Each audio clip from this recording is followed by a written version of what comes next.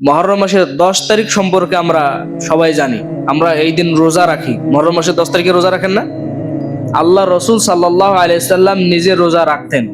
নিজে কি রাখতেন? কথা বলেন। নিজে রোজা রাখতেন এবং সাহাবায়ে কেরামদেরকে এই রোজা রাখার জন্য উদ্বুদ্ধ করেছেন। মানে এই রোজা রাখার জন্য তাদেরকে আল্লাহ রসুল আদেশ দিয়েছেন, নির্দেশ দিয়েছেন। আল্লাহ রসুল সাল্লাল্লাহু আলাইহি সাল্লাম শুধু নির্দেশই দেন নাই, বরঞ্চ আল্লাহ রসুল বলেছেন আফদালুস সিয়াম বাদা রমাদান শাহরুল্লাহিল মুহাররম। সর্ব উত্তম নফল সিয়ামগুলোর মধ্যে, মানে নফল রোজা আমরা যতগুলো রাখি ততগুলোর মধ্যে সর্ব উত্তম নফল রোজা হচ্ছে মুহররম তথা আশুরার 10 তারিখের সিয়াম বা রোজা। সুবহানাল্লাহ বলেন। কেন? শাহরুল্লাহিল মুহাররম, এটা হচ্ছে আল্লাহর মাস। আল্লাহর মাস, এখানে ঝগড়াঝাটি, দাঙ্গা হাঙ্গা, যুদ্ধ বিদ্রোহ সবকিছুই বন্ধ। শান্তিপূর্ণ মাস, সব মাসের চেয়ে গুরুত্বপূর্ণ একটা মাস। আবার সকল নফল রোজার চেয়ে গুরুত্বপূর্ণ একটা নফল রোজা হচ্ছে মুহররম মাসের 10 তারিখের রোজা। হ্যাঁ, আল্লাহ রসুল সাল্লাল্লাহু আলাইহি সাল্লাম এই রোজা নিজে রাখতেন, রেখেছেন, সাহাবায়ে কেরামদের রাখার আদেশ দিয়েছেন বা করেছেন।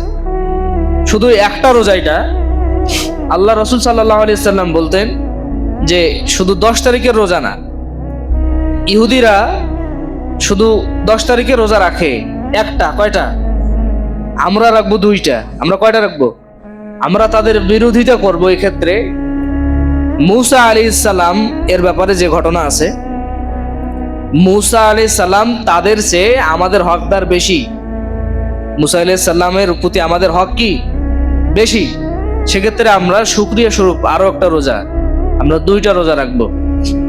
মুহররম মাসের 9 তারিখ, 10 তারিখ, কিংবা 10 তারিখ, 11 তারিখ, 2টাই রাখা যাবে। তাহলে আমরা মুহররম মাসের কয়টা রোজা রাখবো বলেন? 2টা। কয়টা রোজা? 2টি রোজা। এই 2টি রোজা রাখলে কি হবে? আল্লাহ রসুল সাল্লাল্লাহু আলাইহি সাল্লাম বলছেন ইউকাফিরুস সানাতাল মাদিয়া। আল্লাহ রসুল বলছেন যে এই রোজাটা রাখলে গত 1 বছরের পাপ আল্লাহ তাআলা মাফ করে দিবেন। সুবহানাল্লাহ বলেন। মানে এই রোজাটা রাখলে কি হবে? আল্লাহ তাআলা আমাদের বিগত 1 বছরের যত গুনাহ আছে, যত পাপ আছে, আল্লাহ তাআলা সব পাপ মাফ করে দিবেন। সুবহানাল্লাহ। এই রোজাটা আসলে কেন রাখা হয়, এগুলো ব্যাপারে কিন্তু অনেক জাল জয়ীফ বক্তব্য বা হাদিস রয়েছে। মুসা আলাইহিস সালাম যখন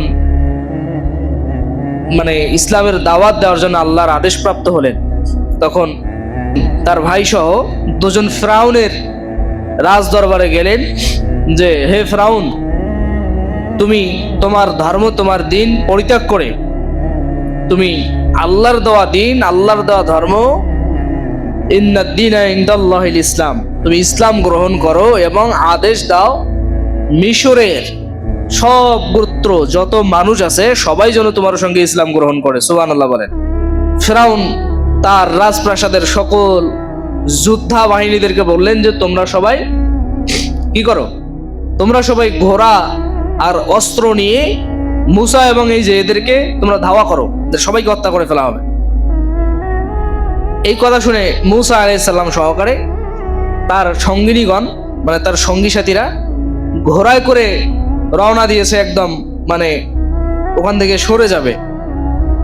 তারা যখন ঘোড়ায় করে চলে যাচ্ছে, ফিরাউন এবং তার রাজ দরবারের যত কর্মচারী আছে, সৈন্যবাহিনী আছে, সবাই মুসা আলাইহিস সালাম এবং তার সঙ্গী সাথীদেরকে কি করলো? ধাওয়া করলো পিছনে। ধাওয়া করতে করতে করতে করতে মরুভূমির মধ্য দিয়ে বয়ে চলা একটা নদী, তার নাম হচ্ছে নীল নদ। কি নাম? মিশরের সবচাইতে বড় নদী, সেটা হচ্ছে নীল নদ। এই নীল নদের একদম কিনারায় গিয়ে তারা দাঁড়িয়ে গেছেন। আল্লাহ, এখন কি করার? এখন তো কোনো উপায় নেই। আল্লাহ, সামনে বিশাল বড় নদী, এখান থেকে ওর কিনারাই খুঁজে পাওয়া যায় না কত দূরে। আল্লাহ বলছেন যে মুসা, ভীত সন্ত্রস্ত হওয়ার কোনো কারণ নাই, তোমার হাতে লাঠি আছে, তুমি লাঠি দিয়ে পানিতে আঘাত করো। মুসা আলাইহিস সালাম পানিতে আঘাত করলেন, করার সঙ্গে সঙ্গে পানির বুক ছিঁড়ে আল্লাহ তাআলা একটা রাস্তা তৈরি করে দিলেন। সুবহানাল্লাহ বলেন। পানির বুক ছেড়ে আল্লাহ কি করলেন, একটা রাস্তা তৈরি করে দিলেন। এই রাস্তা দিয়ে মূসা আলাইহিস সালাম এবং তার সঙ্গী সাথীরা রাস্তা দিয়ে নদীর মধ্য দিয়ে তারা ঘোড়ায় রওনা দিলেন, চলে গেলেন। ওই রাস্তা দিয়ে আবার ফেরাউন ঢুকে পড়েছে যে মূসা যাইতে পারলে আমরা পারবো না। ও চিন্তা করে নাই যে এটা তো নীল নদ, বিশাল নদী, এটা আবার রাস্তা হয় কিভাবে, না না এখানে দাঁড়া উচিত, সেই চিন্তা আর করতে পারে নাই, কারণ আল্লাহ তার চিন্তাকে আটকিয়ে দিয়েছে। মূসার পিছনে ধাওয়া করতে করতে ফেরাউন সহ দলবল সবাই একদম নীল নদের মাঝখানে চলে গিয়েছে। মাঝখানে চলে গেছে, পিছন থেকে নদী আবার নদী হওয়া শুরু হয়ে গেছে। মূসা নদী পার হয়ে গেছে, ওদিক থেকে আবার নদী নদী শুরু হয়ে গেছে। রাস্তার মাঝখানেই পানি উঠে গেছে, শেষ। রাস্তা রাস্তা সব শেষ হয়ে পুরাটাই হয়ে গেল সাগর। এই সাগরে চুবানি খেতে খেতে খেতে খেতে সব তো শেষ, সে একবারে সব শেষ। তাদের ঘোড়া বলেন, তাদের সৈন্যবাহিনী বলেন, সবকিছুই শেষ। ফেরাউনও শেষ, ধ্বংস। কিন্তু আল্লাহ ফেরাউনের লাশটা এখন পর্যন্ত অক্ষত রেখেছেন, সাগরের নিচেও অক্ষত রেখেছেন। সবাইকে মাছ খেয়ে ফেলছে, বিশাল বিশাল মাছ, ফেরাউনকে খাইতে পারে নাই। আল্লাহ বলছে যে এই ফেরাউন, এই নিকৃষ্ট ব্যক্তির মাংস মাছদেরকে আল্লাহ খাইতে দেয়নি, এত পরিমাণ নিকৃষ্ট ব্যক্তি ছিল। তো আল্লাহ তাকে নিদর্শন করে রাখলেন। আল্লাহ তাকে কি করলেন, নিদর্শন করে রাখলেন, মিশরের জাদুঘরে আছে। এটা রাখলেন কেন? এই দুনিয়ার যত ক্ষমতাসীন ব্যক্তি আছে, হাদিস বিশারদরা মানে বড় বড় জ্ঞানীরা বলছেন, ইতিহাসবিদরা বলছেন যে ফেরাউনের চাইতে বড় ক্ষমতাসীন কেউ নাই। ফেরাউনের চাইতে বড় ক্ষমতাসীন কেউ ছিল না। এত বেশি ক্ষমতা এবং দাম্ভিকতার দাপট ছিল। আল্লাহ তাকে রেখে দিয়েছেন যে এর কাছ থেকে শিক্ষা নাও, যিনি দাবি করতেন আনা রব্বুকুমুল আলা, হে মিশরের মানুষ, তোমাদের আল্লাহ, তোমাদের রব হইলাম আমি সবকিছু করতে পারি। এই ব্যক্তি রব দাবি করত, কিন্তু আল্লাহ তাকে শুটকি বানিয়ে রাখছে যে ওই শুটকির কাছ থেকে তোমরা কি নাও, শিক্ষা নাও। ভবিষ্যতে এই ফেরাউন হয়ে ওঠার আগে তোমরা তার কাছ থেকে শিক্ষা নাও। তাকেও শেষ হতে হয়েছে, ধ্বংস হতে হয়েছে। এই যে ফেরাউনের হাত থেকে নবী মূসা আলাইহিস সালাম, আল্লাহর রসুল মূসাকে আল্লাহ তাআলা হেফাজত করলেন, রক্ষা করলেন এবং ধ্বংস করে দিলেন অভিশপ্ত ফেরাউন বাহিনীকে।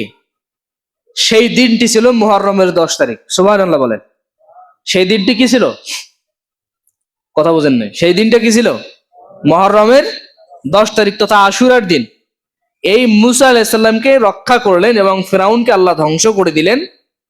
এই জন্য বনু ইসরাইলগণ মূসা আলাইহিস সালামকে হেফাজত করার কারণে তারা একটা রোজা রাখতো। কয়টা রোজা? একটা, শুধু 10 তারিখ। আর আল্লাহ রসুল বলছেন আমরা একটা রোজা রাখবো না।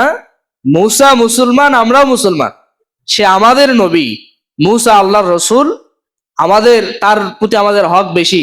সুতরাং আমরা মূসার ক্ষেত্রে 2টি রোজা রাখবো। সুবহানাল্লাহি ওয়া বিহামদিহি। একটি রোজা রাখবো মুহররমের হয়তো 9 তারিখ 10 তারিখ, কিংবা মুহররমের 10 তারিখ 11 তারিখ, এই 2টি রোজা রাখবো। এই 2টি রোজা রাখলে কি হবে? আল্লাহ রসুল বলছেন এই 2টি রোজা রাখলেই হবে কি, আমাদের গত 1 বছরের সব গুনাহ খাতা যত আছে আল্লাহ সুবহানাহু ওয়া তাআলা আমাদের এই গুনাহ খাতাগুলো মাফ করে দিবেন। সুবহানাল্লাহ বলেন। সুতরাং এই মুহররম মাসের গুরুত্বপূর্ণ ফজিলত হচ্ছে এটা।